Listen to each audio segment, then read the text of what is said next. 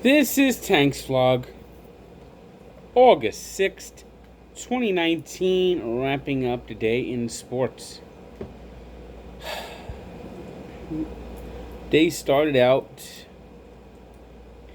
with me going to my car and seeing a flat tire. Now, I noticed on Friday that my tire pressure was getting low. I got a tire pressure warning. So I took it to the dealer and they filled my tire. So I went to the Yankee game Saturday, and then my tire pressure was getting low again. Turns out I had a screw in my tire. Of course, couldn't do anything about it on Sunday, so I just filled my tire. Well, that didn't hold, so had to call AAA. They put the damn donut on. You telling me they give you a spare tire that's not really a tire? It's this flimsy-looking thing that looks like that's about to bounce off and go flying somewhere if you make a wrong turn or hit a pothole, which are about 1 billion of here in Essex County. So, okay, then I called at AAA. I hate you, whoever designed these automated teller systems. I mean, it really is like Cosmo Kramer. Thank you for calling AAA. What is your issue? I got a flat tire. We are sorry, we did not understand you. Tell us what your issue is. I got a flat tire. We do not understand what you're saying. Can you repeat or call us back when you have an emergency? So I had to go over this over and over again, and finally I was hitting, give me a human being, give me a human being. It's getting worse and worse. Pretty soon it's going to be, if you would like to speak to a human being, press 666 and go to hell. So, get the donut, go back to the dealer. Dealer says they don't patch tires, and they recommended I go to Mavis, so I went to Mavis. Didn't cost too much, so that's a good thing. But this was the culprit, this little piece of shit. I picked it up in the road somewhere, who knows where. Unfucking believable. Ended up getting to work 3 hours late, a highly stressful day. Not fun. And then, of course, yesterday I went swimming. I brought this motherfucker just last month to, it's waterproof, to measure my steps in the pool. It's dead. What the fuck do I have to do to get a good fitness tracker? You know, I just don't understand. I don't understand. This is why it's fucking impossible to lose this goddamn weight. So, anyway, at least the Mets, they had a doubleheader today against the Marlins. And as stunned as I am, I can't believe it. A sweep. And they're now back over 500 for the first time since May 2nd. I did not think that was possible, especially when they were 11 under on July 12th. You know, the Mets, this is the third time they've gone from 11 under to above 500. First time, of course, 73. Second time was in 2001. So it's quite a stunning comeback. Game 1, it was Jeff McNeil and Jacob DeGrom. DeGrom with the big pitching performance, even got a big hit. McNeil, leadoff homer. Then McNeil got dehydrated in the second game. Gatorade, Jeff. Gatorade. Get your Gatorade, Jeff. Or even better. Whatchamall's got nice electrolytes. Body Armor. Body Armor. Drink plenty of Body Armor. That's what you should do, Jeff. Forget the Gatorade. Body Armor.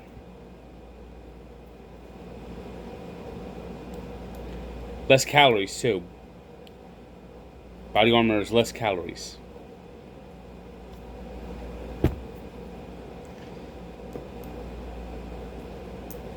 And they're down. The Mets are down at 1.42, eighth inning. And, you'll be a little disappointed, but you take a split. But then J.D. Davis hit a homer. Michael Conforto hit a bomb. And Pete Alonso hit a laser. Mets up 5-4. That was the final score.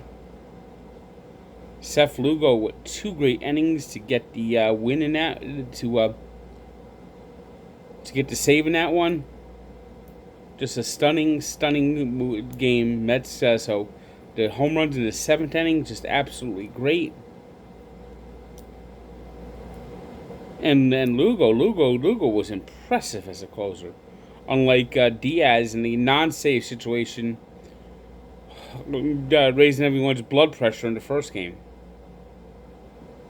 Although not all good news was good for the Mets on Monday, as Robinson Cano was just starting to hit, will likely miss the rest of the season with a torn hamstring.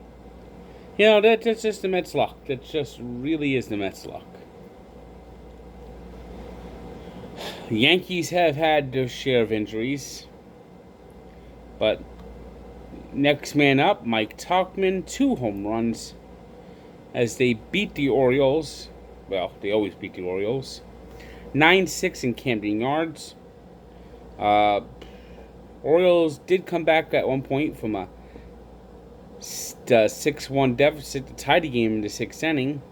Jonathan Villar had to cycle in the game, but Yankees, too much Yankees. Mike Ford a home run. Mike Tauchman a home run. And the Yankees are now 73-39. Christian Yelich hit 2 home runs, taking over the Major League League at 39, as the Brewers beat the Pirates 9-7. It was the White Sox with Lucas Giolito ending his post-All-Star break struggles to get the win, as they beat the Tigers 7-4. Speaking of ending losing streaks, it was the Red Sox beating the hapless Royals 7-5. The Red Sox lost 8 in a row to the Yankees and Rays.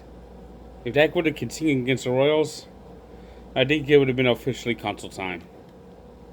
Mike Minor struck out 7 over 7 innings, spreading out 7 hits as the Rangers edged the Indians 1-0.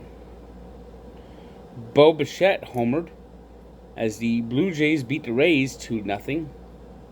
So that's an extra game in the loss column for the Yankees in their division quest. Luis Castillo struck out 13 as the Reds beat the Angels 7-4. Javier Baez homered twice as the Cubs held on to beat the A's 6-5. It was the Twins 5-3 winners over the Braves in a rematch of the 1991 World Series. Miguel Sano pinch hit 2-run homer to walk it off there in the 9th inning. Vince Velasquez was on the money as the Phillies beat the Diamondbacks 7-3.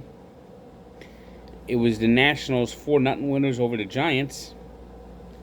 And the Cardinals starved as they 8-0 in the LA Dodgers, getting the win there 8-0. Dodgers are going to be tough to beat this year in the postseason. Today's 3 stars are Jonathan Villar with the cycle, Mike Tauchman of the Yankees, 2 home runs, and Tony Gonsolin of the Dodgers, who allowed just 2 hits in 6 innings while striking out 7 Cardinals. Today's birthday shout-out goes to the Admiral David Robinson, who turns 54. And we take a look back to 1979, when the Yankees, still dealing and reeling with the death of Thurman Munson, had to play a Monday night nationally televised game against the Orioles. First off, think about this. You lose one of your top stars on a Thursday.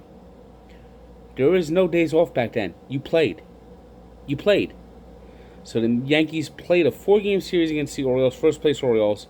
They were numb the whole weekend. They actually managed to win the Sunday game, but then Saturday had to go to Canton, have the funeral. And basically, baseball says, no, that's a nationally televised game. You have to be there.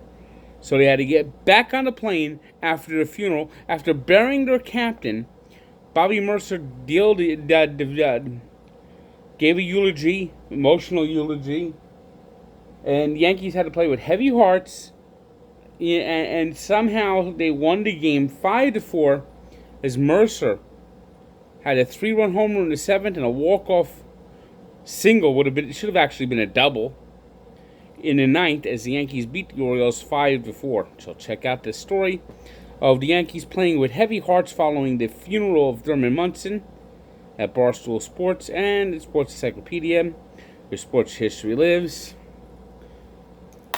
And word of advice, if you don't drive over screws,